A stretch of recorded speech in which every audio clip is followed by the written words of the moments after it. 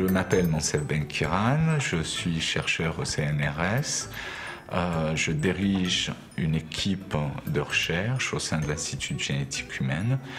Et dans cette équipe, on s'intéresse à essayer de comprendre comment le virus du sida arrive à se répliquer, se multiplier dans les cellules qui l'infectent. Monsef s'intéresse à l'un des grands défis de notre siècle, qui est de trouver les traitements de demain, et que pour sauver ces traitements de demain, on ne peut que passer par la compréhension des mécanismes de l'établissement et de la persistance de l'infection VIH, y compris sous traitement. Aujourd'hui, on a des molécules antivirales, des traitements qui sont extrêmement efficaces, mais on s'est aperçu que ces traitements sont incapables d'éradiquer complètement le virus. Et l'obstacle à l'éradication est dû principalement à la formation et l'établissement d'un réservoir viral qui sont en fait des cellules infectés n'exprimant pas le virus, mais qui contiennent le virus dans leur génome.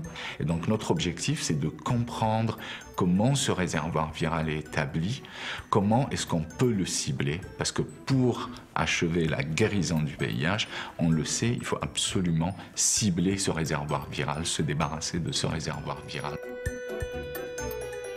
J'ai appris que j'avais eu le prix des Liliane Bettencourt des sciences du vivant en 2013 par un appel téléphonique du président de la commission scientifique, monsieur le professeur Pierre Corvol. Donc il m'a annoncé cette nouvelle. J'étais très surpris, mais j'avais qu'une envie, c'était de raccrocher, de descendre, en fait, aller voir les gens de l'équipe pour leur annoncer la nouvelle. C'est parce que c'est des gens qui ont contribué, participé à tous les travaux de l'équipe qui nous ont permis d'avoir ce prix-là. Et puis on savait que ce prix-là était accompagné d'une somme importante d'argent pour réaliser notre projet de recherche. Et ça a été aussi la première réaction des gens. Donc on va pouvoir le faire. Et ça, c'est génial.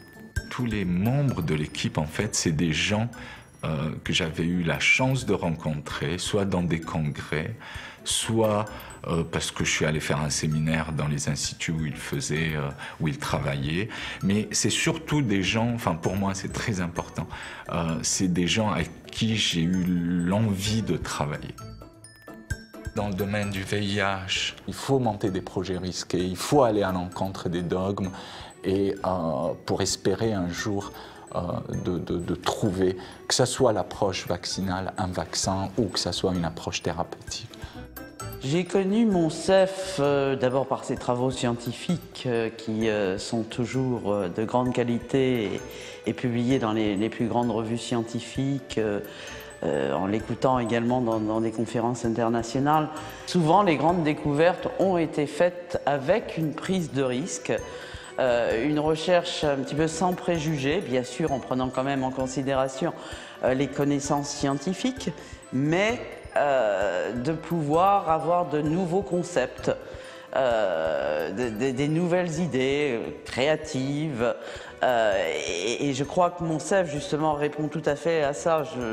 J'ai tendance à dire que si on pouvait résumer Monsef en quelques mots, Monsef, c'est un créateur, un entrepreneur, un découvreur engagé. C'est vraiment un métier formidable.